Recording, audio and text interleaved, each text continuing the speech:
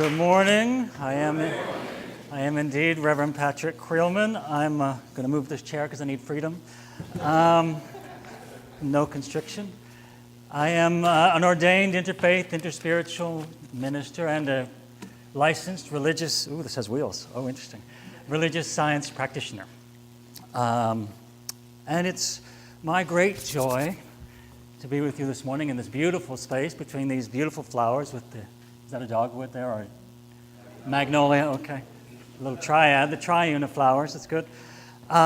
In the presence of that which some people call God and that which some people call spirit, that which some people call energy, that which some people call Allah or Lord.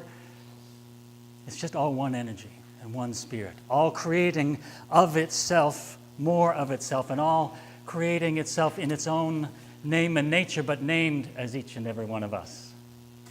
God creates of itself, Spirit creates of itself, and creates more of itself, and we are the evidence. We are the representations of that in this world, in the physical world that we're in.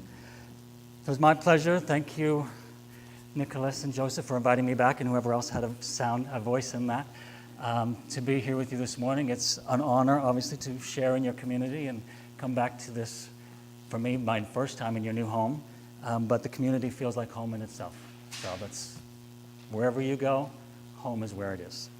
So happy Independence Day, happy 4th of July, happy Canada Day for any, I'm Canadian. So I'm going to say that for myself.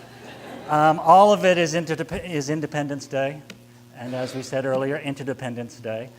I'm going to start with a poem today. Out of the night that covers me, black as the pit from pole to pole, I thank whatever gods may be for my unconquerable soul. In the fell clutch of circumstance, I have not winced nor cried aloud. Under the bludgeonings of chance, my head is bloody but unbowed. Beyond this place of wrath and tears looms but the horror of the shade, and yet the menace of the years finds and shall find me unafraid. It matters not how strait the gate, how charged with punishments the scroll. I am the master of my fate. I am the captain of my soul. I thank whatever gods may be for my unconquerable soul. My head is bloody, but unbowed. No matter what the menace of the years, I shall find myself unafraid. I am the master of my fate. I am the captain of my soul. I am the master of my fate. I am the captain of my soul. That poem was written by William Ernest Henley between 1849 and 1903. And when Nelson Mandela was imprisoned, that was the text he credits with keeping within himself. He referred back to that over and over again. Apparently he had a little piece of paper that had that on it. He referred back to it over and over again to maintain the sense of freedom within his spirit, the sense of freedom within his consciousness, the sense of possibility, and the sense of self-mastery within the context that he found himself, within the, I think it's 8 feet by 7 feet room, cell that he spent 18 years in. He returned back to a sense of consciousness, personal sense of freedom. Sorry, put my mic on. A personal sense of freedom that had nothing to do with the context in which he found his life. He was able to maintain a sense of freedom within, obviously, very unfree situation. Now, as I was preparing for this talk, I was thinking about what freedom means to me and what it's meant to me over various years in my life. At one point in my younger days, I had an image of freedom, and that was a car. And my particular symbol of freedom was, I don't know what year it was, but it was a yellow Volkswagen Beetle. Canary yellow. I knew if I got a car, and if I had this particular car, I would know what freedom was. I would be free. I could drive from my little farming community, which had more pigs than people, to the next farming community that had more cows than people. Both small communities, but I would be free to drive from community to community. So I had this obsession for this car, yellow, canary yellow Volkswagen, and I was going to have it. It was going to be freedom. Of course, my father said, the wise sage that he was, once you buy your first car, you'll be tied to that car forever. You'll be working every day to pay for that car. And I'm like, nuh-uh. Nuh-uh. I'm going to work, I'm going to have a car, I'm going to be free, and all will be well in the land. Well, of course. I got the car, and I bought it and paid for it. It was sitting in the driveway before I was 16. I repainted it. I was renovating even then. I diamond tufting leather, well, probably fake leather, tufting on the wall panels, sheepskin, yes. And I had a wood panel and a wood steering wheel. I totally pimped my ride. Obscure reference from 2000s. And of course, to pay for all those things, I had to work. But I was ready at 16 with the car, and I had a sense of freedom. I had an idea of freedom, and I had a little bit of freedom. But I was still working all the time and going to school to pay for the insurance, the gas, exactly what my father said. So a couple years later, a year and a half later, I had a new idea of freedom. I had gone away to summer school, and I came back, and I'm like, Mom, Dad, I'm going to move across the country and finish my high schooling, and again, I'm going to move to find freedom. That's going to be freedom now. So they were like, after a bit of discussion, and there wasn't that much discussion because I was a very strong-willed young man. That's changed so much now since. I sold my car, I sold the first symbol of freedom, I sold everything else, and I moved across the country, finished high school, was continuing my studies in high school, and started other theater training and things like that. And yes, it was again more freedom from the small town, freedom from the car, but still, I was working, I had student loans, I had 6 classes a day, and I was living in a tiny little apartment. Yes, a little bit more freedom, but eventually that sense of freedom became constricting. It became not a cell. Obviously, I'm not comparing myself to Nelson Mandela or anything like that, but there is an aspect of constriction that we create for ourselves. We create that for ourselves. Now, I'm sure I'm the only person in the room that has ever experienced that or have ever sensed that pattern. And if you didn't get the note of sarcasm in that, we're going to do a workshop on sarcasm as a spiritual practice after the... There's going to be a few of us that will lead that in this room. Just a couple of us. We create that pattern over and over again. We have an idea of what we think will make us feel free.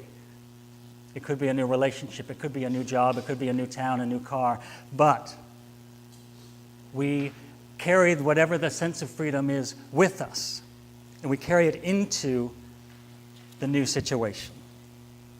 This is what we do as individuals, as families, as communities, as countries. I'm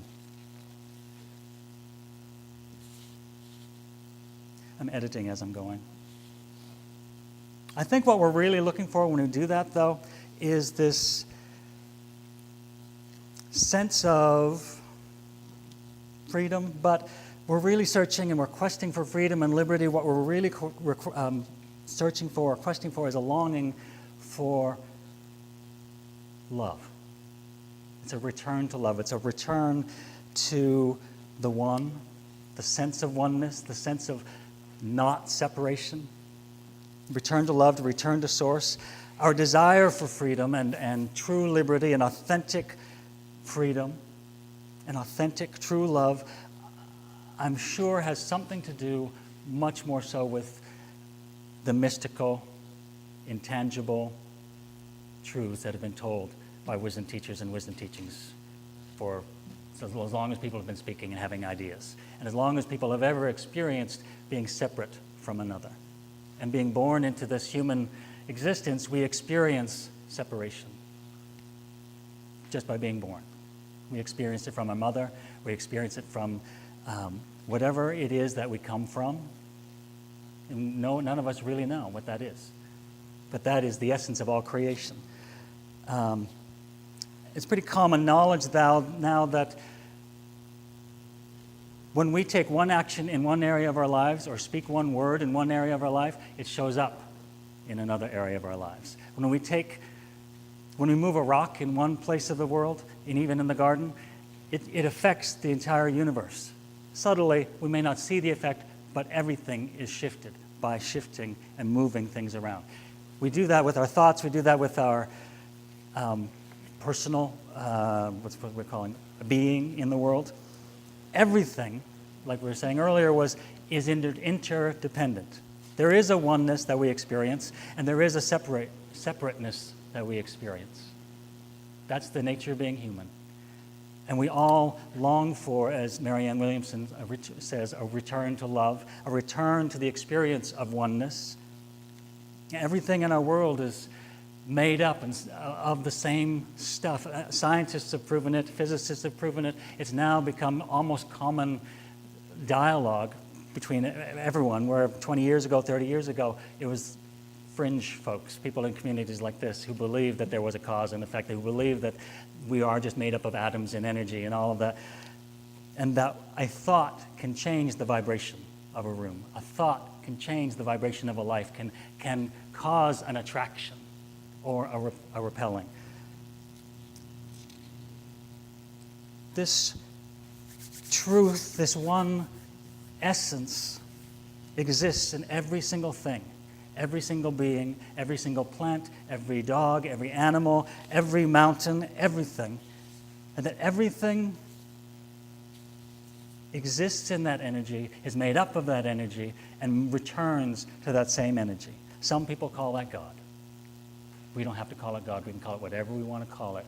That energy is unharmed by vocabulary and is unchanged by whatever words we use. But we all know that sense. We've all had a moment of that at some point in our lives when the exhale happens and all is right in the land. Now we come to this understanding of profound unity, sometimes through spiritual practice. Now the physicists and scientists are proving it. They've documented and they've measured, and they recognize the God particle, or what they call the God particle. That's the smallest element that they can measure. They've recorded that. And they're all proving, essentially, and agreeing with what the wisdom teachings have taught us and what some of the great wisdom teachers have been speaking about all along. And that is of the greater unity, with a capital U, in which we all live and breathe and have our being. And that is, within that unity lies the very idea of freedom itself. It's tied and interwoven into the idea of interconnection. Life, and that life, it's going to go back. That unity is what we teach in religious science. We teach that there's one life, and that life is God's life. That life is energy's life. That life is love's life. And that life is being lived in and through each and every one of us here today, in every moment of our lives. Now I'm going to quote Ernest Holmes. And if it's true, and that our nature is one life, and God is one, and everything and everyone is an expression of this oneness, of this Godness, of God's nature, and that God's nature is love, and we know that God must be one, and the universe cannot be divided against itself, the infinite cannot be divided against itself, then we are all tied into this indivisible unity. We shall have to get back to this unity to find the true meaning of authentic freedom. Nothing in any part of the cosmic whole could be considered freedom that would destroy the liberty of some part of that freedom, of that whole. Nothing can be considered freedom. No word can be considered kind if it's unkind to another. No word, nothing. Scripture would say that the kingdom cannot be divided against itself. The kingdom of God is one kingdom. The kingdom of love is one kingdom. The kingdom of consciousness is one kingdom. God cannot be divided against itself. Love cannot be divided against itself. Consciousness cannot be divided against itself. That means to experience an authentic personal liberty, an authentic personal freedom that is born and must be born of a profound awareness and an unwavering surrender to what some would call a power greater than ourselves, what I would call the power that exists as myself. Not that the power begins with me or you or any one of us, but it moves and through and animates everything and animates the voice, animates every action. That power is ours to embody. We embody it in nature already. This is authentic liberty, authentic freedom. Now, the title of my talk is Freedom and Other F Words. And it's not the F words that you're thinking. There's no 4-letter F words in this. First F word is favor. Favor plus faith plus forgiveness. I felt everyone, forgiveness, equals freedom. You cannot have freedom without these 3 other words at play somehow. And by favor, I mean the belief and trust that God is good, that life is inherently good, that life, like Hafiz says, the Persian poet, is rushing towards you to support you in your life, in your living, in your being, that the earth supports you. As you lift your foot, you know, without a doubt, that there's ground below you. You can even close your eyes, and that takes you to faith. You know that the ground is below you. Without favor and an understanding of the innate goodness of the universe, we're always fighting against it. When we believe that it is arriving for us good and rushing towards us to support us, and the ground is rising up underneath our feet to support us, the chair is holding you. That's what the universe does. That's what working with the law of the universe does. It supports you no matter what it looks like out in the real world. And then forgiveness, that's the hardest one. And that's the one we most resist. In order to really experience freedom, we have to use the key that is forgiveness and unlock freedom. We must find a way to forgive whatever it is, whoever it is, whatever church, whatever idea of God, whatever words that were used against us, against you as a young person, as an adult, whatever it is that has created an idea of separation. We have to find a way to forgive that, to release ourselves into freedom. Now, we must forgive every situation. When Nelson Mandela was freed, he spoke of forgiveness. He spoke of freedom. His life became a living embodiment of what forgiveness is and what freedom is. And many people said, how can you forgive those people who captured you? How can you forgive the nation? How can you forgive 18 years of your life? You missed your kids, you missed your wife, all of that. He said, if I don't forgive, I'll be walking around with that prison with me forever. If he doesn't live the forgiveness life, if we don't live a life that contains some element of forgiveness at some point, and it's not a one-time deal. Forgiveness is a practice. Daily, sometimes hourly, sometimes, well, you know it, you got the point. If we don't do that, we will be forever in a prison of our own making. We'll be forever in our own 8-foot by 7-foot construct of life. It's our choice. We make that choice for ourselves. We must make a conscious choice for freedom. We must make a conscious choice for liberty. We must make a conscious choice to pursue happiness. It's not just a piece of paper. It's not just a declaration. It's a life choice. It's a spiritual practice. And I wish for us all that we live a choice-filled life, a conscious choice-filled life, an authentic choice-filled life that is based on faith, that the very foundation of our life is faithfulness, The very foundation of our life is gratefulness. The very foundation of our life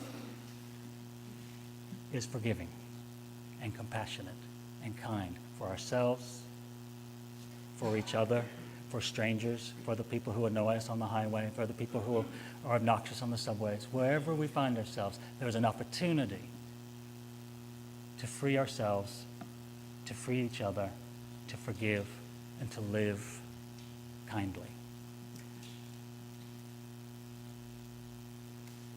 That's it.